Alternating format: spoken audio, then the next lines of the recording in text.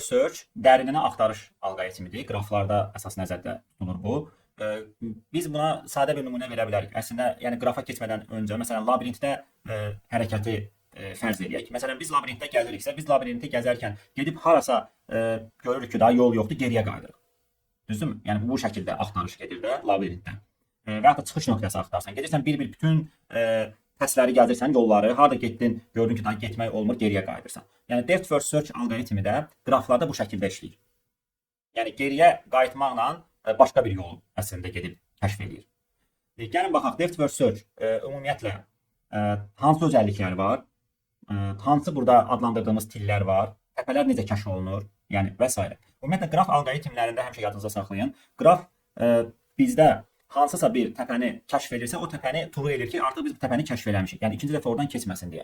Amma bəzi hallarda olur ki, biz o təpənin rəngini ən sonda rəngləyirik ki, bütün yolları tapa bilək deyə. Məsələn, ola bilər ki, U ilə V arasında müxtəlif yollar olsun. Biz istəyirik ki, bütün yolları kəşf edək. Bir yolu yox, hamısını kəşf edək. Ona görə biz o rənglərə diqqət etməliyik. Məsələn, burada gördüyünüz sadə bir 6 təpədən ibarət qrafdır. Qraf istiqamətlənmişdir. Fərqi yoxdur. DFS alqoritmi istər istiqamətlənmiş, istiqamətlənməmiş qraflarda axtarış edə bilir. Bizim axtardığımız ilk təpə U təpəsi. U-dan onu kəşf edən kimi görürsüz bütün təpələr başlanğıcda white, yəni ağ rəngdə olub. Yəni hələ ki heç bir təpə kəşf olunmayıb. Hansısa təpəni kəşf elədiksə bunu boz rənginə çevirmişik ki, yəni biz U-nu kəşf eləmişik. U-dan sonra qonşularına baxsaq, əslində bunun 2 dənə qonşusu var onun. Baxın V və X.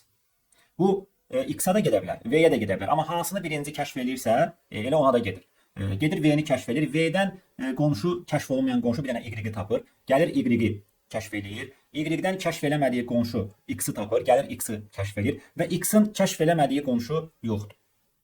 Düzdür? Çünki gəldiyi yolda keçdiyi təpələrin hamısı kəşf olunmuşdur. Amma burada bir şeyə biz diqqət eləməliyik. Burada fikir verirsiniz X təpəsindən görür ki, V-yə yol var, amma V kəşf olunub. Yəni rəngi bozdur. Birdir rəngi. Amma buna B adını qoy. Bu nə deməkdir? Back edge deməkdir. Back edge əslində qrafda cycle-ı təyin edən edge-dir. Yəni bu qrafda əslində cycle var. V, Y, X. Baxın bu cycle-dır. Bu cycle-ı kəşf eləmək üçün elə bir təpəyə rast gəlməlisən ki, o təpəndən keçmisən, amma hələ onu block eləməmisən. Yəni bütün qonşularına baxmamısan. Və biz buna deyirik back edge. Back edge cycle-ı detect edən edge-dir. Ondan sonra bu getmir onsuz da. Çünki bunu kəşf eləyir. Kəşf elədiyi üçün hərəkət eləmir. Bunu block eləyir ki, yəni artıq biz bu təpədən işimizi bitirdik. Backtracking prosesi baş verir. Gəlir Y təpəsinə. Y təpəsinin kəşf olunmadığı qonşusu yoxdur. Bunu da block eləyir. Gəlir V təpəsinə. V təpəsinin də kəşf eləmədiyi qonşusu yoxdur. Backtracking gəlir U təpəsinə. U təpəsini də eləyir black, yəni qara rəng. Artıq buradan heç bir yerə getməyəcək və əslində bir dənə axtarış bitir. Bu burada bir dənə fikir verin, başqa hərflər də yazılıb tillərin üzərində T. Bu T əslində tree edge deməkdir. Yəni DFS alqoritmi tree strukturunu qurur, tree qrafını qurur. Yəni təkrar tillərdən keçmir bu. Yəni burada mavi rənglə göstərilənlər tree edge'dir. B hərfi ilə yazılan o naringi rənglə olanlar back edge'dir. Bir də var burada forward edge. Forward edge o deməkdir ki, yəni sən o təpəni artıq kəşf eləmisən, blackdə eləmisən, amma U-dan da gələ bilərdin ora. Forward edge. Yəni əslində U-dan getdiyin zaman bu təpəni də kəşf eləyə bilərdin. Yəni birinci X-a getsəydin, X-i kəşf eləyəcəkdin. Amma biz birinci V-yə getdik, axı V-dən gəlib X-i kəşf elədik. Yəni yolda X təpəsi U-dan sonra gəlir. Forward edge o deməkdir. Elə bir ki, davamçısı kimi də, yəni descendant. Biri var ancestor parent, yəni hardan başlamışıqsa, yəni əsas ana rod. Yəni yolda biz U təpəsini V təpəsindən əvvəl kəşf ediriksə, U-dan V-yə yol varsa, onda onu hansısa bir yerdə cross edge ilə də, forward edge ilə də göstərə bilərik.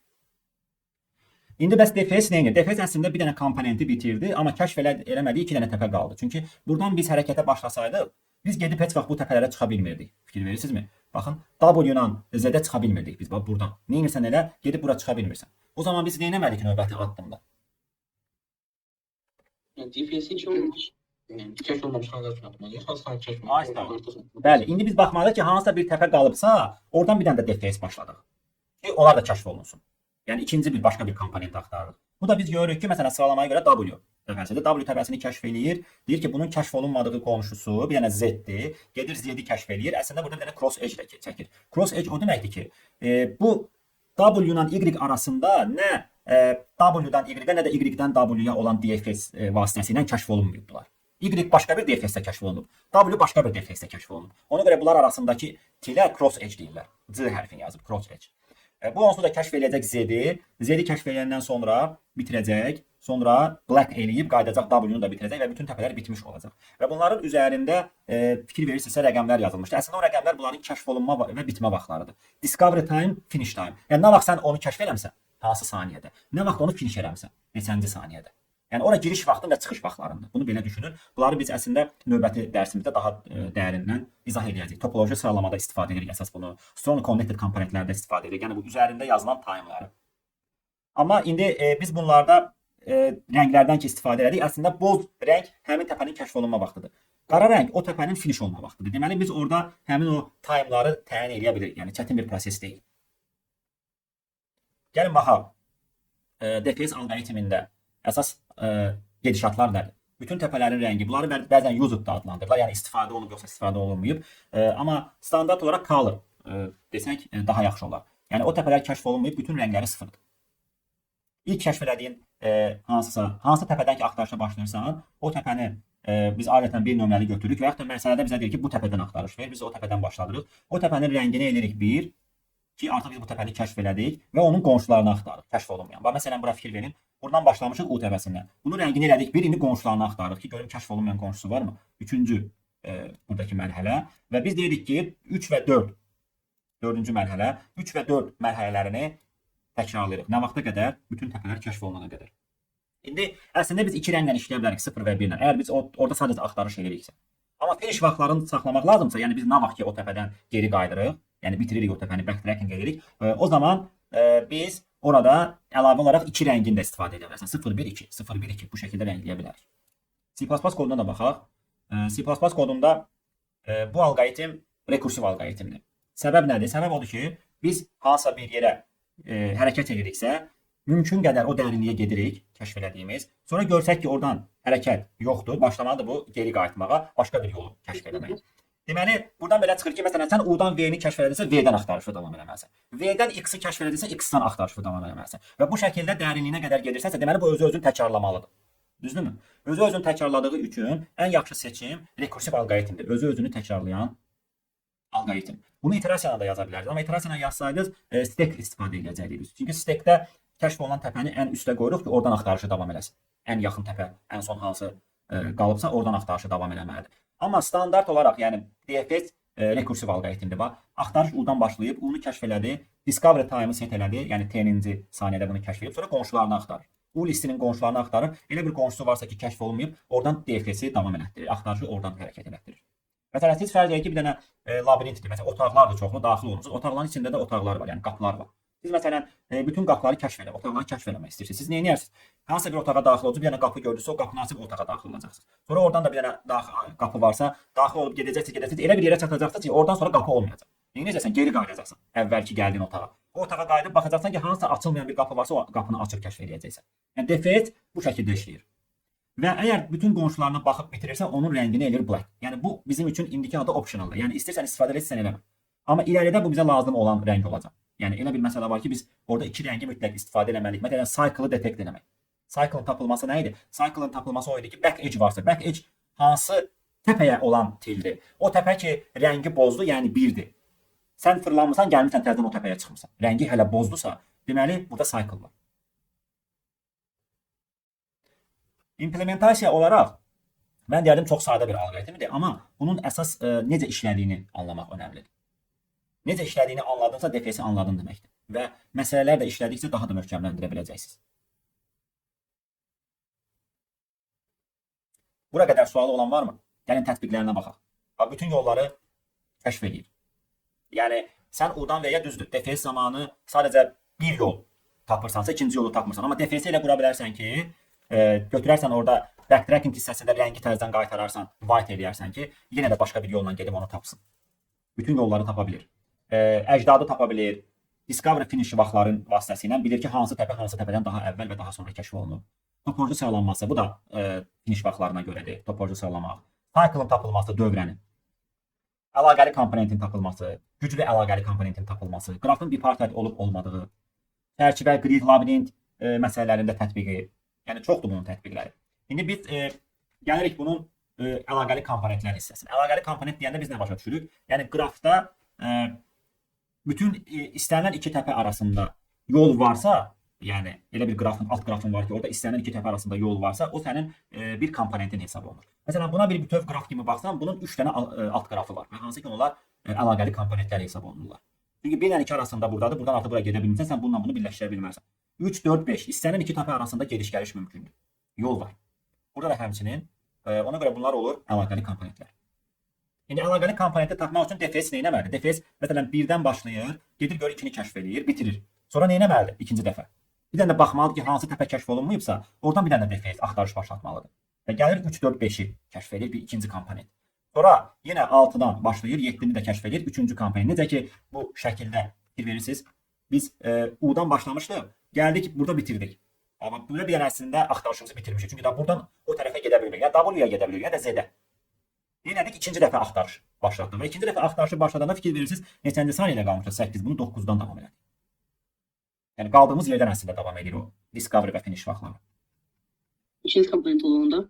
Bəli, bəli. Növbəti komponentə keçəndə time harda qalıbsa oradan davam etməlidir. Sualı olan var mı?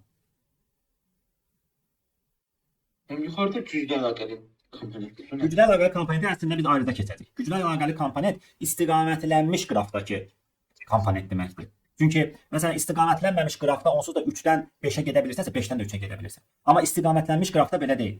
Düzdür? İstiqamətlənmiş qrafda gərək sən oxlar vasitəsilə hansısa yolla həmin təpəyə gedib çıxa biləsən və o təpədən də buna gələ biləsən. Ona görə biz buna güclü əlaqəli komponent deyirik. Güclü əlaqəli komponentin tapılması alqoritmi DFS-ləndir. Amma adi qaydada deyil də, yəni 2 dənə DFS işlədirik orada biz. Amma burada adi bir dənə DFS işlədirsən, nə qədər ki kəşf eləməmisən, hər dəfə kəşf elədikcə sayırsan, bir dənə DFS-də komponentləri tapa bilirsən. Amma burada 2 dənə DFS lazımdır bizə. Biz bunu keçəcəyik növbəti dərsimizdə, güclü əlaqəli komponentin tapılması. Amma bu dərsimizdə biz əlaqəli komponentlərə aid məsələlərə baxacağıq. Bipartite qraf nədir? Bipartite qraf odur ki, iki rəngdən istifadə etməklə iki qonşu təpənin rəngi eyni olmamaq şərti ilə qrafı rəngləmək mümkündürsə, bu bipartite hesab olunur. Məsələn, belə suallar olur. Deyir ki, elə qrafı elə iki qrupa böl ki, iki dənə fərqli qrupa böl ki, heç bir qrupda bir-birinə qonşu olan təpə olmaz. Məsələn, burada fikir versən, bax, sarıları bir dənə qrupa bölsən, bənövşəyi olanları bir dənə qrupa, deməli, bənövşəyi olanlar bir-birinə əlaqədə deyil, tillərlə. Sarılar da bir-birinə əlaqədə deyil. Deməli, iki qrupa bölə bilirsən. Əslində, bunun bölə bilməyimizin şərti odur ki, qrafda sən rəngləmə apara bilərsən, hər dəfə 1-1, 1-1 rəngləyərsən, sonra axırda baxarsan ki, iki qonşu təpənin rəngləri eyni qalıbsa, 1-1, -1, deməli, bu bipartite qraf ola bilməz. Və yaxud da nə edə bilərsən? Cycle detekt edə bilərsən. Məsələn, cüt sayda təpədən ibarət cycle bipartite ola bilir. Amma tək sayda təpədən ibarət olan cycle varsa qrafda, bu bipartite ola bilmir. Çünki sən buna bir rəng verirsən, buna başqa rəng, buna hansı rəngi verəcəksən? Ya mavi verməsən, ya sarı verə bilmirsən. Deməli, bu bipartite qraf deyil. Gəlin baxaq. Məsələn, birinci başlayırıq əlaqəli komponentlərdən. Açırıq məsələmizi. Elə birbaşa həmin dərsin məsələsi. Deyir ki, verilən qrafda neçə dənə əlaqəli komponent var? İstiqamətlənməmiş qrafdır. Qonşuluq matriksi ilə verilib. Deyir ki, neçə komponent var? Biz axtarışımızı bir nömrəli təpədən başladırıq. Gedirik 2-ni kəşf edirik, sonra 3-ü kəşf edirik, sonra heç bir təpəni kəşf eləmirik. Deyirik ki, bir dənə komponent kəşf elədik artıq. Sonra nə edirik? Deyirik ki, davam eləyək axtarışı, görək hansısa bir təpənin rəngi hələ də ağdırsa, kəşf olunmayıbsa, o zaman yenə DFS başladırıq. Bu da 4 nömrəli təpə. 4-dən 5 kəşf olunur, bitir. Başqa bir yerə gedə bilmir. Bir dənə də komponent tapırsan. Sonra gəlirsən 6 nömrəli axırıncı tək bir təpənin özü də komponent hesab olunur və toplamda 3 dənə biz komponent saymış oluruq. İndi gəlirik bu məsələnin həllinə. Bu məsələnin həllinə biz normal deyəndə DFS qururuq. Özdə bir dənə rəngdən işləyə bilərsiniz. Çünki bizə nə lazımdır? O təpə ya kəşf olunub, ya kəşf olunmayıb. Yəni 0-1-dən işləyə bilərsiniz bunu. Və verilən qraf matriksdən olduğu üçün qrafın girişini qonşuluq matriksi ilə qurursunuz. Bax, qrafın girişini qonşuluq matriksi ilə qururuq. DFS-i başladırıq. Hansı təpədən birdən nə qədər nömrə qursan, ilk təpən sənin bir nömrəli təpədir. Deyirsən ki, əgər o kəşf olunmayıbsa, bir dənə DFS başladırsan. Hər bir DFS, şagirdlər, hər bir DFS bir dənə komponent qurur. İstiqamətlənməmiş qrafda hər bir DFS bir dənə komponent qurur. Deməli, bu mənim DFS-i ki, burada çağırmışıq, bu bir dənə komponent kəşf edəcək. Razısınızmı bundan? Bəli. Və bunu biz çağırdığımız üçün bir dənə say dəyişənini təyin edirsiniz ki, sayaq ki, bir dənə komponent artıq düzəldəcəyik biz. Və gəlir bu DFS-i çağıranda mümkün qədər kəşf eləyə biləcəyi təpələrin hamısını kəşf eləyir ki, bir dənə komponent düzəltsin. Yəni DFS necə işləyir? Rekursiv olaraq axtarışı davam edir özü. Yəni özünü çağıra-çağıra bütün gedə biləcəyi təpələri gedir kəşf eləyir. Ondan sonra bir dənə komponenti bitirmiş olur. Əgər irəlidə görsə ki, hansısa təpə kəşf olunursa, oradan da bir dənə DFS verir ki, ikinci bir komponenti tapsın və yenə də sayır. Və bu şəkildə sadə bir axtarışla, yəni DFS-i təkrarlamaqla biz komponentlərin hamısını kəşf eləmiş oluruq. Sualı olan varmı? Komponent anlayışı daha çox undirected. Bəli, komponent deyəndə undirected qraf nəzərdə tuturuq biz, yəni istiqamətlənməmiş qraf. Amma strongly connected komponent istiqamətlənmiş qrafdadır. Biz onu ayrıca keçəcəyik. Orada da DFS istifadə edirik. Amma orada qrafın kondensasiyasının tapılması var. Onu qurandan sonra strongly connected komponentləri arasındakı əlaqələri tapmaq var. Ona görə onu biz bu mövzudan sonraki mövzumuz olmalıdır, 29-cu mövzu. Burada davam edəsək, var yenə də. Məsələn, vaxtları təyin etmək. Məsələn, C sualına gəlirsiniz. C sualında deyir ki, təpənin kəşf olunma və bitmə vaxtlarını göstər. Hansı təpədən başlayırıq axtarışa? Bir nömrəli təpədən. Hansı təpədən verib bu? V təpəsi üçün V1-dən N-ə qədər təpələrin kəşf olunma ardıcıllığı. Burada deyir ki, DFS aparın və hər bir V təpəsi üçün DV çıxış vaxtlarının artan sırasına görə göstərin. Yəni əslində artan sırasına görə hər halda təpələrin öz ardıcıllığını nəzərdə tutur. Yəni bir nömrəli təpə 1-də kəşf olunub 2-də bitib. 2 nömrəli təpə 3-də kəşf olunub 8-də bitib. 3 nömrəli təpə 4-də kəşf olunub 7-də bitib. Deməli biz nə edəcəyik burada? Bizim buradakı PDF-imizdə DFS alqoritmini təpə burada kəşf olunur, burada bitir. Təpə nə vaxt bitir? Bütün qonşuları kəşf olunandan sonra. Təpə ilk dəfə burada kəşf olunur, discovery time veririk. Bütün qonşuları bitəndən sonra gəlirsən finish time verirsən. Yəni burada yenə də deyirəm, yəni color-a ehtiyac yoxdur. Çünki sən finishi əsas burada qeyd etməyin önəmlidir ki, sonra hər bir təpəni birdən N-ə qədər discovery və finish time-larını çıxışa verəcəksiniz. Burada da komponent DFS verməliyik. Çünki məsələn sən bir nömrəli təpədən başladı, biri 1-də kəşf etdi, 2-də bitirdi. Düzdür? Da gedə bilmir heç yerə. Ona görə keçirsən 2 nömrəli təpəyə. 2 nömrəli təpədə görürsən ki, bunun qonşusu kəşf olunub, getmir. Bunu 3-cü saniyədə kəşf edir, gedir bunu 4-də kəşf edir, bunu 5-də, qaydında bunu 6-da finish edir, 7-də, sonra gəlir 8-də bunu finish edir. Və məsələnin əlli sadə DFS, amma əlavə edirik ora finish vaxtları və kəşf olunma vaxtlarını. Gəlirik məsələyə. Discovery time, finish time. Elə həmin o PDF-dəki eyni koddur bu, demək olar ki. Girişi biz veririk burada. Gəlin məsələyə baxaq. Girişi görürsünüz siyahı ilə veririk. Siyahı nə deməkdir? Məsələn, birinci sətr bir təpəsinin əlaqədə olduğu təpələrin sayı və özləridir. Heç bir təpədən əlaqədə yoxdur. Yəni bir təpəsi heç bir təpəyə gedə bilmir. 2 nömrəli təpənin 2 dənə qonşusu var. Yəni qonşuları 2 dənədir. Hansılardır? 1 ilə 3-dür. Əlaqələri qurursan deyirsən ki, 1, 2 pushback 1, 2 pushback 3.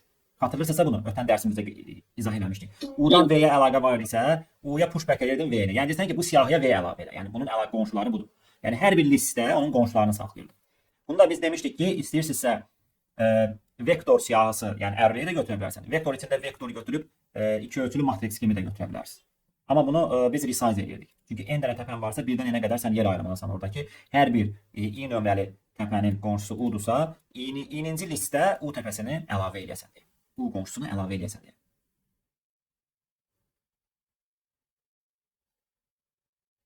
Sonra gəlirik DFS-i başladırıq. Elə bir təpə varsa ki, kəşf olunmayıb, DFS-i başladırıq ki, onun discovery finish time-larını qeyd eləsin. Təzədən yenə də ola bilər ki, bir dənə komponent bitir, daha başqa təpəyə gedə bilər, ikinci bir DFS-i başlatmalıyıq.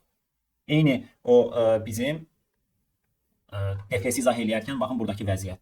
Məsələn, burada 4 dənə təpəni gəldi, kəşf elədi, W-ilə Z qalıb. Bunları da kəşf eləmək istəyirik. İkinci bir DFS-i başladıq W-dan. Yəni hansı təpə kəşf olunmayıbsa ondan. Yəni burada da biz həmin prosesi yerinə yetirmişik. Bir dənə də burada bipartite aid məsələdir. Bipartite demişdik ki, rəngləyirsən, axırda yoxlayırsan ki, eyni qalıbsa iki qonşu təpənin rəngi, bu bipartite qraf deyil. Yəni bir mənfi birinə rəngləyə bilərsiniz. Rəngləməni də belə apara bilərsiniz. Deyə bilərsiniz ki, bunun hansı, məsələn, U-dan V-ni kəşf eləmişiksə, U-nun əks rəngini V-yə verə bilərsiniz. Onu da bir mənfi bir kimi rəngləyəcək. Burada da əvvəlcədən rəngi burada ver. Hansı ki təpə kəşf olunmayıb. Rəngi ver burada. 1 elə. Sonra DFS-i oradan başlat ki, o 1 mənfi 1, 1 mənfi 1 şəklində qonşuları rəngləyə getsin. Ən sonda yoxlayırsan ki, elə iki qonşu təpə varsa ki, rəngləri eyni qalıb. Deməli biz bu qrafı bipartite qraf hesab edə bilmərik. Yəni bu məsələdə əslində deyir ki, sinifdə bir-birinə dost olan uşaqlar var ki, bir-birinə köçürmə verib ala bilərlər imtahan vaxtı. Müəllim onları ayırmaq istəyir iki qrupa. Əlaqələri verir ki, hansı dostla köçürmə edə bilər. Biz onu qraf əlaqəsi kimi götürürük. Sonra bipartite qraf axtarırıq. Bipartite qrafın tərifi o idi ki, qrafı iki rəngdən istifadə etməklə rəngləyək, amma iki qonşu təpənin rəngi eyni olmasın. Bunu eləmək mümkündürsə qraf bipartite.